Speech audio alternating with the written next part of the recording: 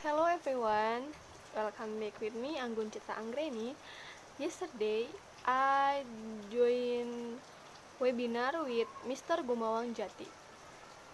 The topic is emergency remote teaching. Did you ever heard emergency remote teaching?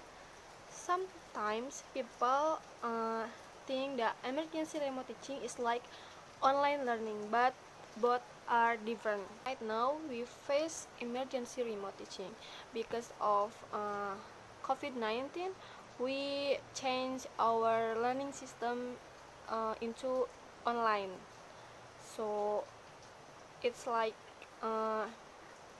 emergency remote teaching.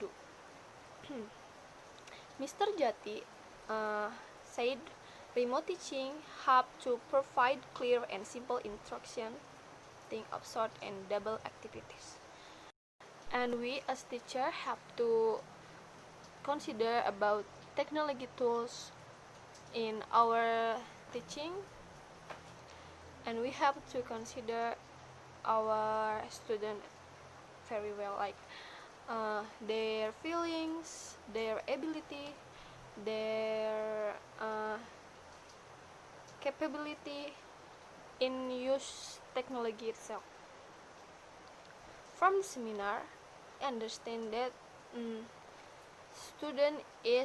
all student is wanna be smart, and we have to focus on it. Mr. Jati also said that some type of interaction, like first is cognitive presence.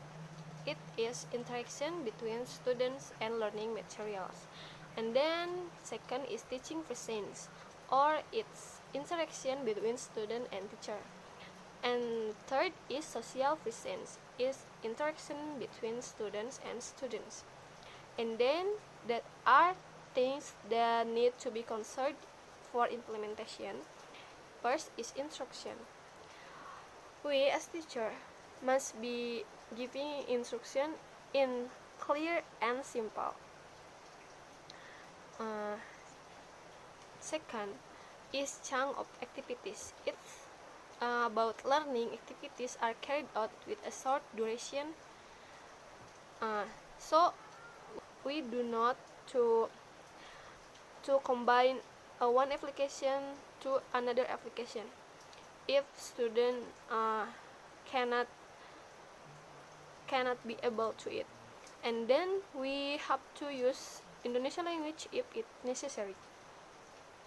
And then is technology tools.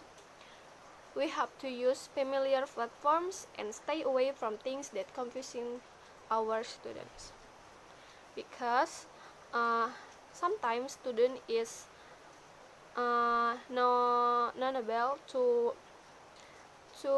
doing some application that unfamiliar with them. So we have to use the application that familiar with them, like WhatsApp, Google Classroom, or anything else. Students have two different circumstances and long distance between teachers and students.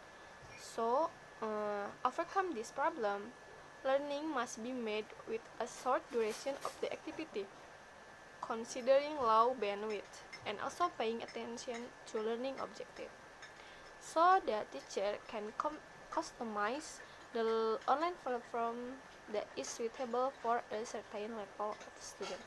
In that webinar also, Mr. Jati lets us doing a simulation for learning online, like application Padlet, Vocero, and quizzes. So we can practice the simulation to our student in PPL or in the future. Last, I say the webinar with Mr. Jati yesterday is so useful and interesting. Okay, I think that's all for me. Thank you and see you on next video.